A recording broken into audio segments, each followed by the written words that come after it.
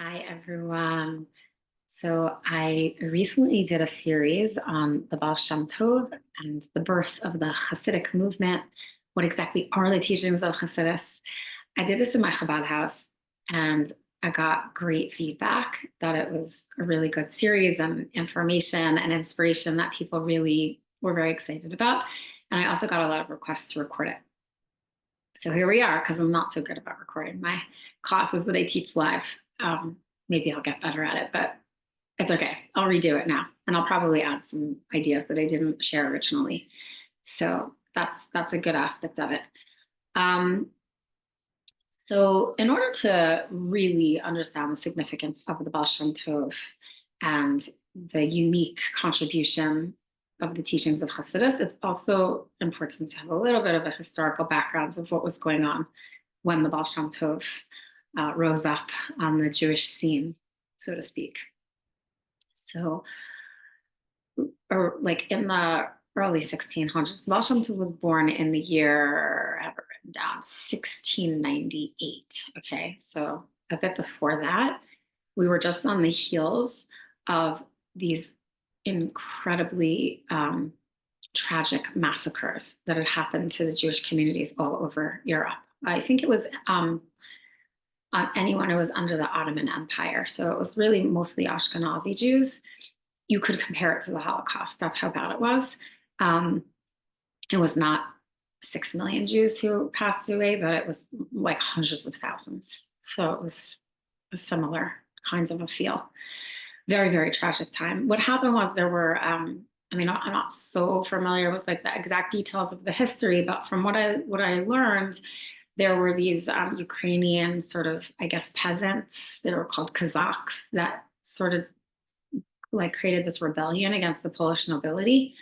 And the Jews were on the crossfire of it. And since the Polish nobility didn't like the Jewish community and the peasants didn't like the Jewish community, everybody sort of took out their aggression on us, unfortunately. And there were many, many, many Jewish communities, families, individuals who were just horrifically murdered. And it was just an extremely tragic time. And to sort of, to put oil on the fire. I'm really bad with expressions. My family makes fun of me that like I always take an expression and say it a little wrong. But you know what I mean? To make matters worse, right after that, Shabtai Tzvi came on the scene. He was a false messiah, had a lot of backing in the Jewish community from various individuals. He was extremely charismatic and very knowledgeable in Kabbalah. So he really got people very excited that we were about to have the Geula with Mashiach, and that he himself was Mashiach. But ultimately he converted to Islam, and many of his followers converted to Islam. And it was just like devastation after devastation. And, my daughter Leva actually told me an incredible idea recently that I was like, this is such a muscle for this exact idea that I want to share it with you. I hope she doesn't mind. But my audience is women, so I think it's okay that I'm sharing this. But basically, she was last time she was giving birth. So Baruch Hashem, I had this close to be with her through the birth of all of my grandchildren. And in her last birth with my grandson, Menachem Mendel David, who's now almost 9, I think he's 9 months old now. Actually, his birth, yeah, he's 9 months exactly, because he was born on Purim Katan, Baruch Hashem. So last year. So anyway, in the birth with Menachem Mendel David, she had gotten an epidural, and it didn't work. So I'm there like watching her in so much pain. And, pain is subjective. So a lot of times, unfortunately, when a person is in a hospital and they tell the nurses and the staff that they're in pain, especially after they were given pain medication, they don't necessarily always believe you. You have to really advocate for yourself. So I'm there like advocating for her, telling them, no, like she's actually still in pain and she has pain. And I was like, I was like crying. I felt so bad for her. Whenever we got through it, Baruch Hashem, he was born, a healthy baby. And we were talking about it recently, and she was telling me, she's like, I'm never going to get an epidural again. And I thought, she was just frustrated, because it didn't work anyway. Like, what's the point? But that's not actually what she meant. She said something extremely powerful to me. She said, because until the moment I got the epidural, I was strong. I felt I could do this. I was in the zone of breathing through the contractions, and I just felt like very empowered, like I can do this.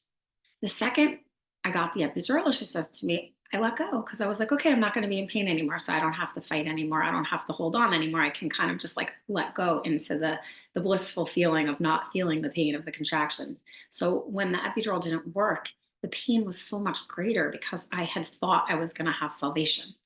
I was like, that is what happens to the Jews in the times of Shopside Tzvi. It's exactly the same thing. They had just they had just been massacred. It was horrible. They were rebuilding their lives, you know? They were in the process of kind of, okay, we're going to get through this. The Jewish people have been through many, many, many exiles, unfortunately, and many massacres, horrible situations since our inception.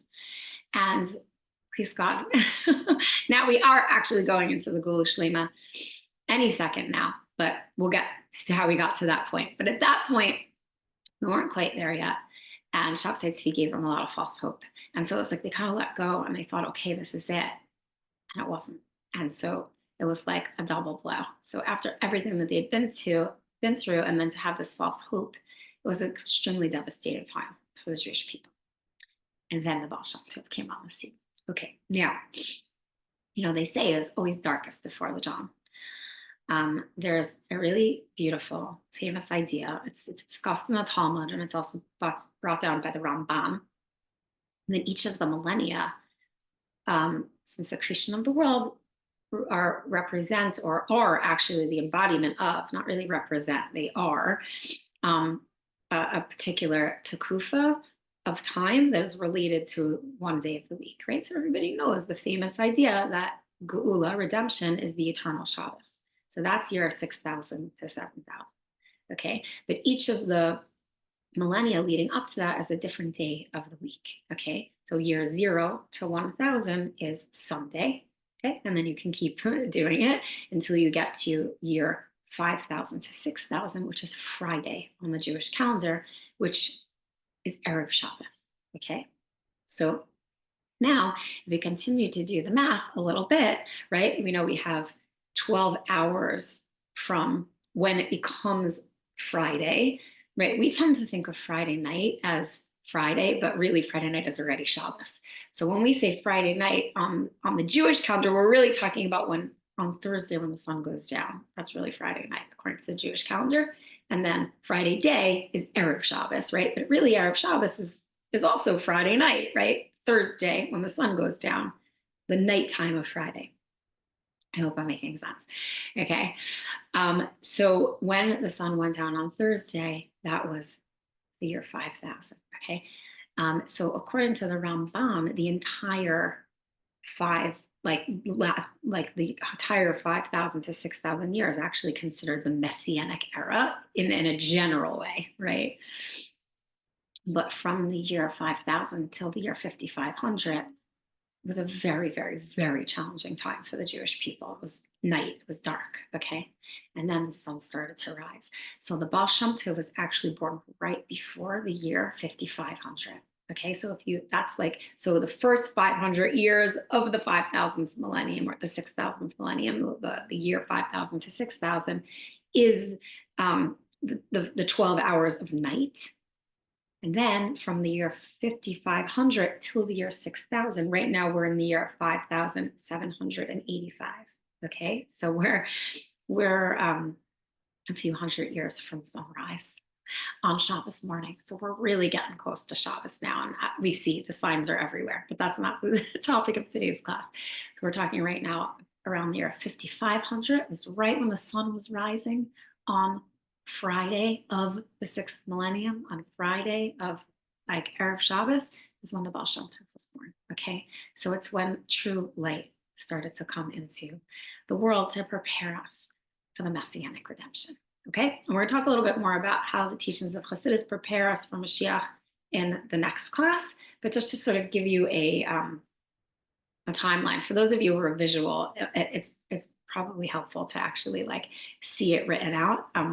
You can message me. I actually have a chart. I hope that wasn't too confusing. Okay, so who was the Baal Shem Tov? So I also want to just preface by saying, there's a famous idea that if you believe all of the stories you hear about the Baal Shem Tov, you're kind of, what's the word? You're a little silly. But if you don't believe all the stories of the Baal Shem Tov, you're a denier of faith, not bikaris, right? So there's a very deep lesson in that, but what does it mean? So on a very practical level, as you'll see in either next class or the class after that, no, it's next week's class, you'll see that as soon as the Baal Shem Tov became known in the Jewish world, the tales and the miracle stories spread far and wide, right? So at that point, there's broken telephone, there's, maybe it happened, maybe it didn't happen. But the point is, if you believe it all happened, you're a little silly. If you don't believe it was possible, you're an apikaris, because we do believe in miracles. That's one of the foundations of Jewish faith, is that life is not just what meets the eye. God makes miracles for us and through tzaddikim throughout Jewish history. We really believe that. We believe that there's way more than what meets the eye, okay? So to deny that a miracle could happen through a tzaddik is a denier of the stories of the Torah, to deny true Jewish faith. But maybe they didn't all happen. That said, today's class and this series is based on authenticated stories. So there's also a tradition that if the story of a tzaddik, a story of the Baal Shem Tov, or any other tzaddik or any other Hasidic Rebbe is told from another Hasidic Rebbe or through a tzaddik, then it's emes, then it actually really happened. So today's class is based on a few sources. One is the Lubavitcher Rebbe's memoirs. So the previous Lubavitcher Rebbe recorded a tremendous amount of the history of the Hasidic movement. And so we have a lot of historical stories and exciting bits of history from the Frierdiker Rebbe. He was a prolific writer, and like a beautiful, his writing is really, really, really beautiful and rich. And a lot of his stories are translated into English. There's a lot of stories in Likutei Devarim, which is, you could go look it up. It's available through Kahas, I believe, publishing. And there's also the Hasidic Rebbe's memoirs, which is Lubavitcher Rebbe's memoirs. Sorry, really, really beautiful series.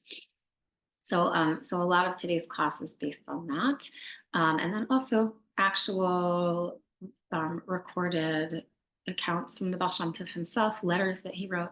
Okay, so today's class is actually, you don't even have to have that like little bit of skepticism, like, did this actually happen? Did it not happen? This is all authenticated. So that's also pretty exciting, because you can literally take it all in and just eat it up. It's amazing stuff we're about to talk about today. So okay, so we said the Baal Shem Tov was born right before the Hebrew year 5500, and the English year was 1698. Okay, he was born to a couple named Rabbi Eliezer and Sarah. Those are his parents' names. They were very poor, but they were great, great, great tzaddikim, and they were known for their hachnasas orchim. So people would come and be by them for Shabbos. Whatever they had, they gave to their guests. They just shared with a very, very open heart. So one Shabbos, someone comes to their door, but it was already Shabbos. It was well into Shabbos night.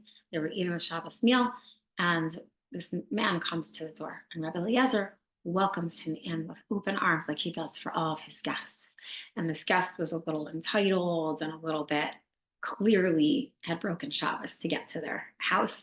And so the guests that were there were huffing and puffing. They were all, religious Jews who kept Shabbos, and they were very taken aback that Rabbi Eliezer was treating this guest with so much honor, giving him beautiful food and accommodations and offering him to stay there. But the guests were making him question himself. Like, he was feeling a little bit like, they're all so upset with me for treating this guest with so much kindness, even though he clearly broke Shabbos. Maybe I'm not doing the right thing, because he was an Erlich Yid and he wanted to do the right thing. He was a tzaddik. So he goes into his room and he starts crying, like, maybe I'm upsetting you, Hashem. I don't know. He felt conflicted, but he strengthened himself and he said, no, it has to be the right thing. treated you with kindness. It must be what Hashem wants. I'm just not gonna pay attention to the naysayers and to the scoffers. I'm gonna continue to treat him with kindness. That's what I think Hashem wants for me. So he just continued to treat this guest like an honored guest. And after Shabbos, even offered him to stay. So as this guest was leaving, he turned around to him and said, "I'm Eliyahu Hanavi. And I was sent here to test you, and you passed with flying colors. And a very, very special and holy son is going to be born to you." And they were old. They were in their old age. So just like Abraham and Sarah gave birth to Yitzchak at a very, very old age, Eliezer and Sarah of our times gave birth to the holy Yisrael Baal Shem Tov at a very old age. He was a wonder child. He hit his milestones very, very, very early.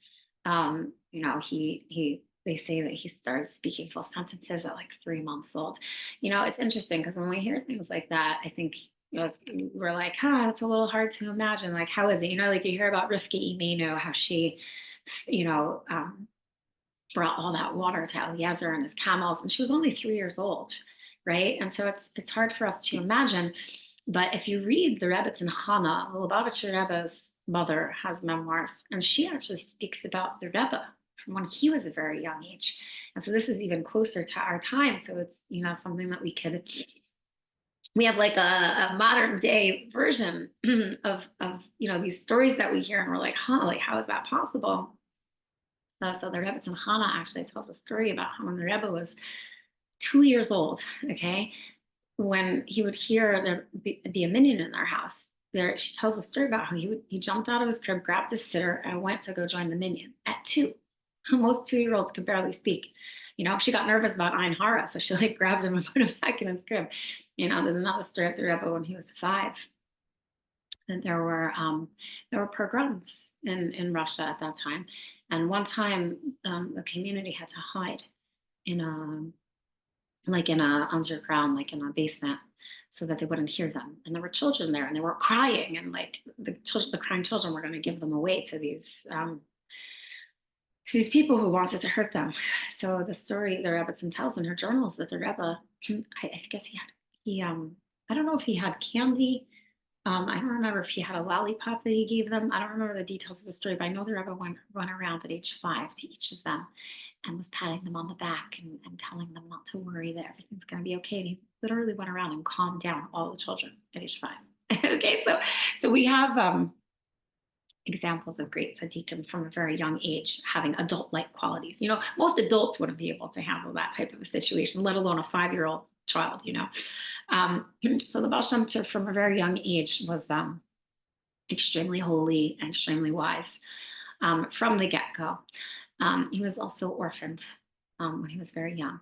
They don't know the exact age, around 5, 6, something like that, young age. And so his father basically on his deathbed said to him, Yisrael, he said 2 things: only fear Hashem and love every Jew. So those were his parting words, and the Baal Shem Tov took that very much to heart, that his father told him only to fear Hashem and to love every Jew. And so the townspeople, it was in a town called Akup in Russia. He was in the Ukraine. I'm not so good with geography. So at a very young age, the Baal Shem Tov was taken in by the community in Akup, and they meant well. But the people that lived in that town at that time weren't as holy as his parents. And, there was a lot of pettiness going on in the Jewish community, things that were hard for the Baal Shem Tov to be exposed to, lying and cheating each other and Lashon Hara and all of that stuff. So he would go off into the forest to be by himself and to just be with Hashem. And that's where he would go. And the townspeople meant well, but they discouraged him. Oh, where are you going off into the forest again?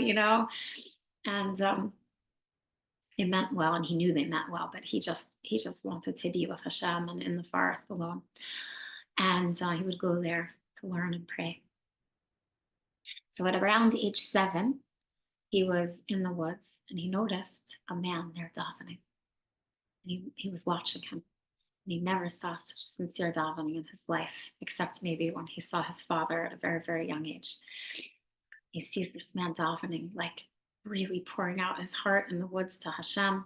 And then he sees him take out a sefer and he starts learning. So he finally goes over to the man. And right away, he felt the need to explain himself. What's a little boy doing in the woods? Because the townspeople used to give him a hard time about it. So he said to this man, he said, I'm not afraid. My father told me. Can you imagine this like little 7-year-old tzaddik like saying to this older man, like, I'm not afraid. I'm not afraid. My father told me not to fear anyone but Hashem. So I'm not afraid to be in the woods. I don't worry about the wild animals. Don't worry. I'm okay. It's okay that I'm here. I know that story just like warms my heart so much. And this man said to him, oh, you wouldn't happen to be the son of the holy tzaddik, Rabbi Eliezer, would you? So the Baal Shem Tov says, yes, that was my father. So what he didn't know is that who he had met was one of the hidden tzaddikim that was part of the underground movement of hidden tzaddikim run by Reb Adam Baal Shem. So you've heard of Yisrael Baal Shem Tov. He's the famous Baal Shem Tov that when you say the Baal Shem Tov, you think of Yisrael Baal Shem Tov, the one who we're talking about now. What you might not know is that there was actually other Baal Shem Tovs. There were a few. But at that time, Adam Baal Shem Tov was the leader of the movement of hidden tzaddikim.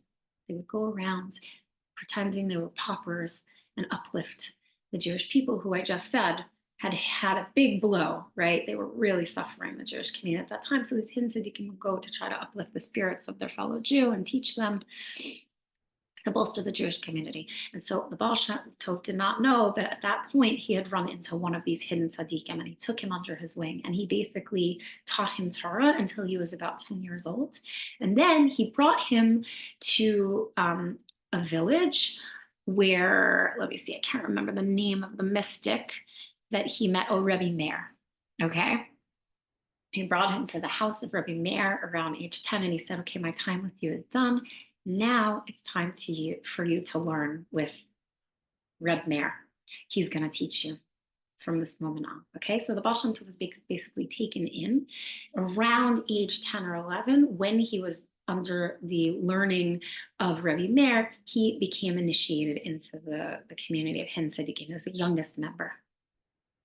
Okay, so he became part of this movement of Hidden Tzaddikim, who basically would get together and come up with ideas together as to how they could disperse and help the Jewish community at that time by becoming teachers. And, they would go to a town and become the local shochet, whatever they needed to do to infiltrate the Jewish community and uplift and inspire the children. They created a chadarim, they sent out teachers, whatever they could do to bolster the Jewish community and uplift the Jews, helping them with their physical and spiritual needs. That's what these hidden tzaddikim did.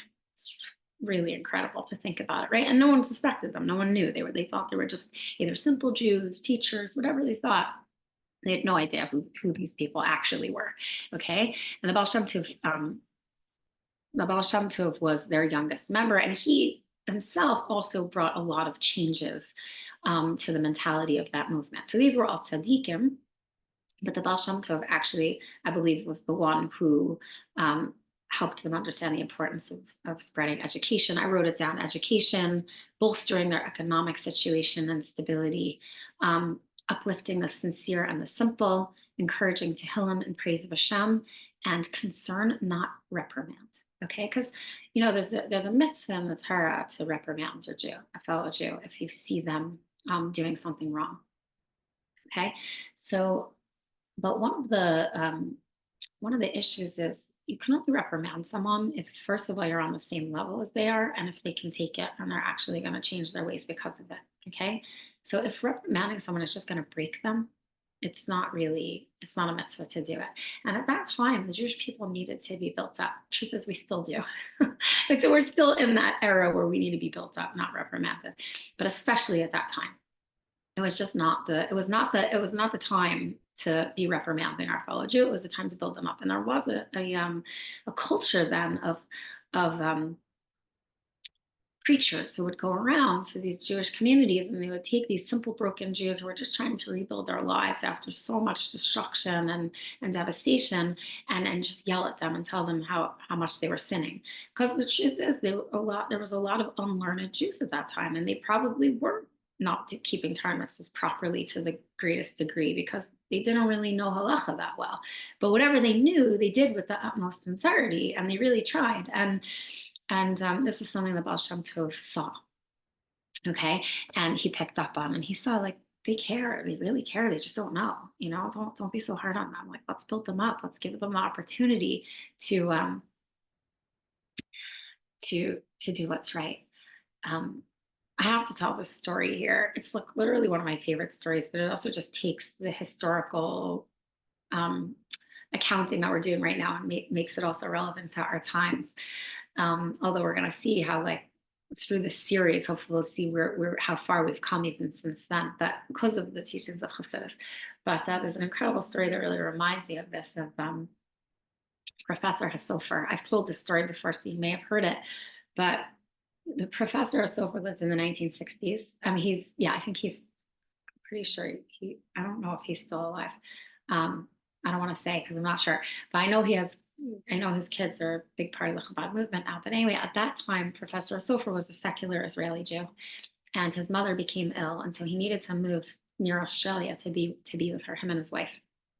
So they moved to this small island in Tasmania. It's an island off of Australia. And at that time, there was only like 30 Jewish families living in Tasmania. And so, of course, they were aware that an Israeli professor was moving to their town, because when there's only 30 Jews, you know when a Jew is moving to town. But he had no interest in being part of this Jewish community because him and his wife were totally secular, anti-religious, anti-God Israelis. Like, they were just not, it just wasn't their thing. So they didn't involve themselves in the local shul. So this local shul, the reason why I'm telling this story here is because it reminds me of, like, the time of the Baal Shem Tov, where the Jews were so sincere, but they didn't know a lot.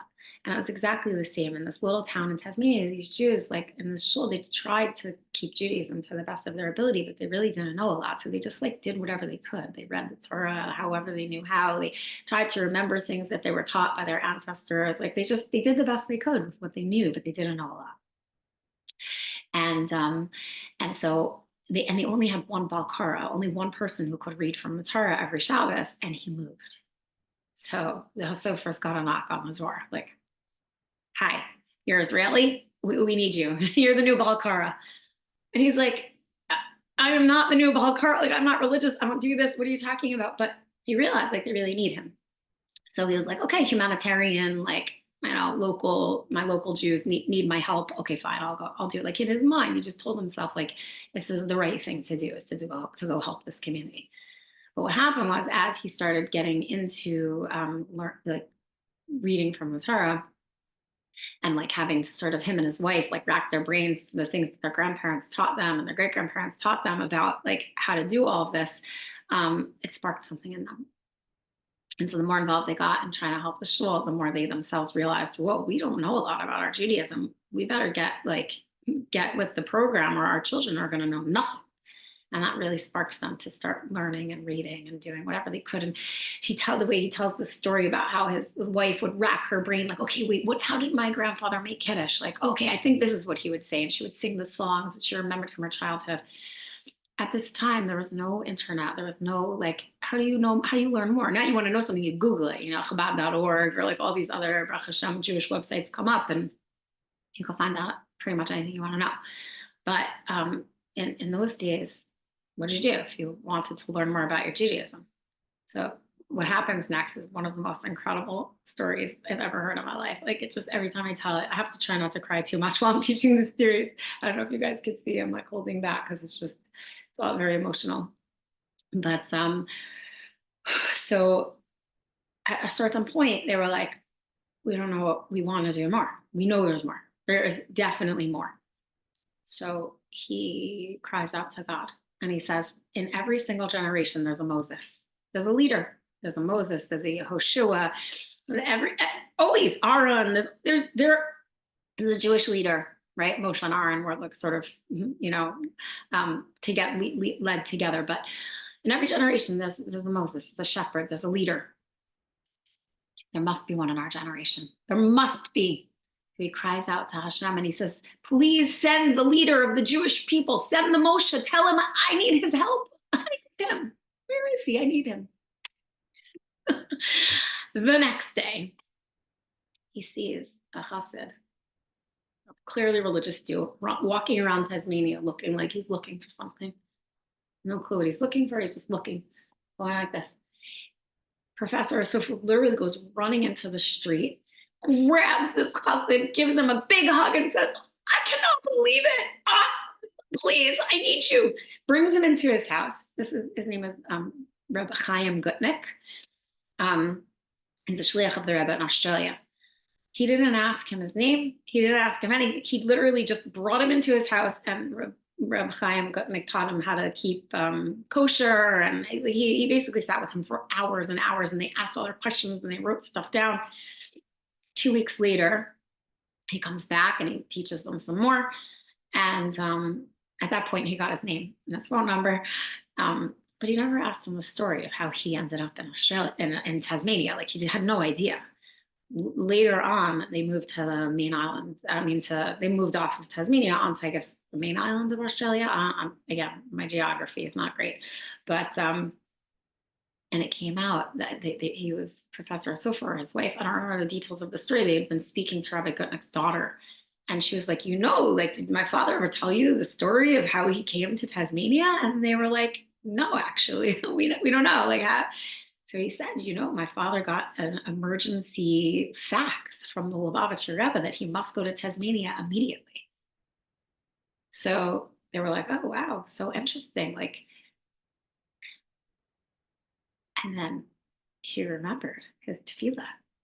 He remembered his tefillah. He literally said he froze. He was like, I asked Hashem to send the Moshe of the generation to help me. Rebbe immediately told Chaim Gutnick, go right away to Tasmania. Someone needs you there.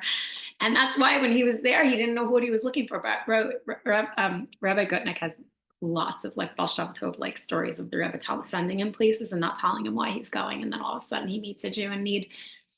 Lots of amazing stories. Anyway, but these Tasmanian Jews reminded me of the time of the Baal Shem Tov. That sincerity, the Baal Shem Tov. He saw the Jews, they really wanted to do what was right. They just didn't know. They lacked the knowledge. So at that time, there were these preachers who would go around and they would berate the Jewish people. And the Baal Shem Tov was like, no, that's not what they need. Okay. So the exact order of how things happen, I'm not sure 100%, but I know that that at a certain point, I believe that it was at age 16, Eliyahu Navi shows up to the Baal Shem Tov, and he basically authenticated what the Baal Shem Tov felt. And he said to him, you should know that, I wrote it down. It was age 16. At age 16, Eliyahu Navi appears to the Baal Shem Tov and says, you should know that the sincerity of the simple Jews Tehillim goes straight up to Hashem. It gives the heavenly chambers and it gives Hashem incredible joy. The Tehillim of the simple Jew. So it also, as the Baal Shem Tov was sensing this, it was also authenticated by Eliyahu Navi showing up to him and teaching this to him. Okay.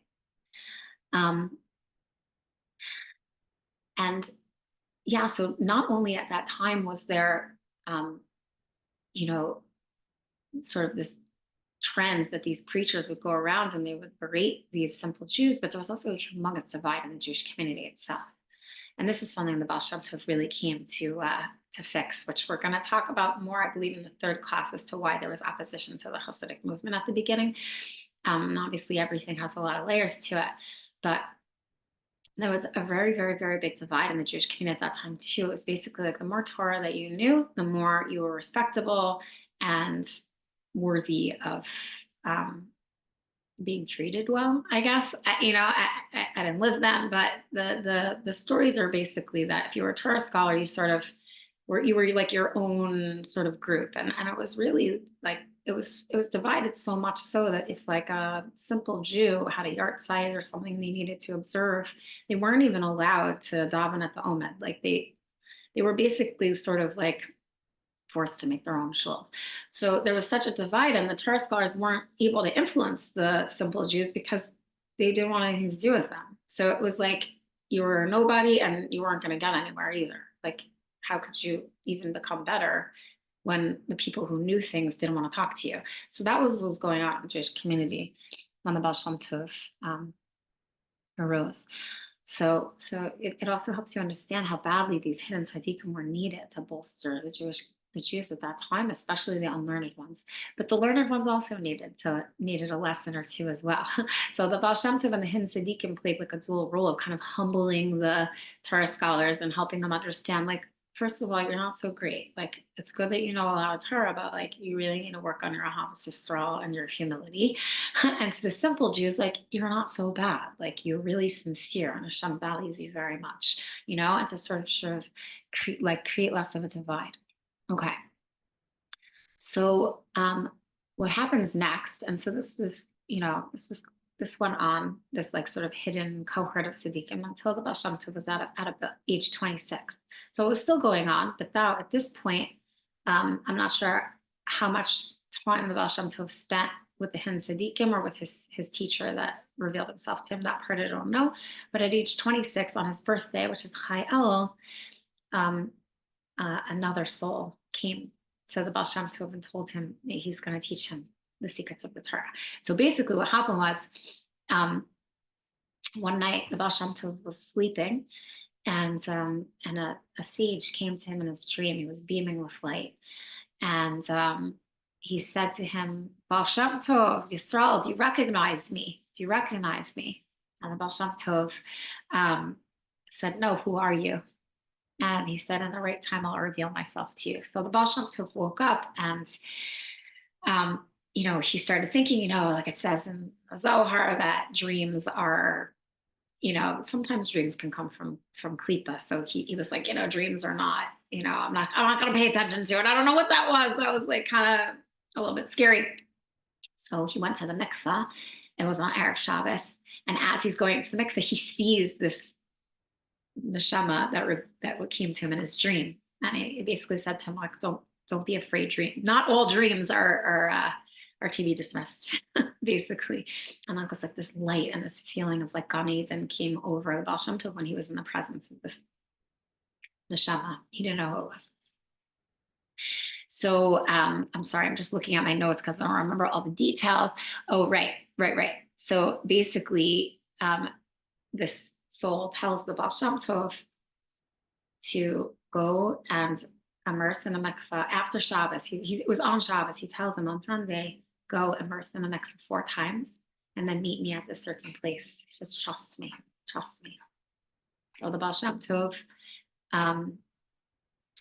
goes on Sunday. He immerses himself in the mikveh 4 times, and he goes like to in between these mountains where the sage told him to meet him.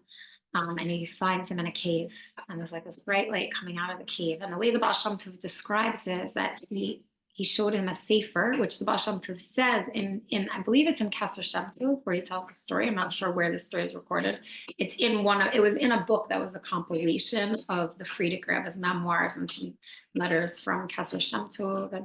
But it's the Baal Shem Tov himself. He says, to the day, I'm not allowed to say what sefer it was. But he basically, I'm not saying who it is yet. Wait, that's coming next. So his teacher has him, he opens up the sefer for him, and he says, Baal Shem Tov says, literally the secrets of the Torah opened up to me, the most highest divine revelations. He said he never experienced anything like it in his life. Like he was being taken to a whole new level of understanding the secrets of the Torah and Hashem and people and our purpose, whatever it was. I don't know, but the way the Baal Shem Tov describes it is it was like a very, very big divine revelation. And after some time, so he kept meeting with his teacher, and after some time, he reveals to him that he is Achia Hashaloni. So Achia Hashaloni was a student of David HaMelech and the teacher of Eliyahu Hanavi. He was a prophet that lived in the time of the first Beis HaMikdash. And he came to the Baal Shem Tov to reveal to him the secrets of the Torah, which we come to know now today of as Chassidus. So next class, is gonna be part 2, and we're gonna learn more about what exactly those teachings are, why we needed them, and what happens after Achia Shalom revealed himself to the Baal Shem Tov, who he was, and how the Baal Shem Tov came to be known.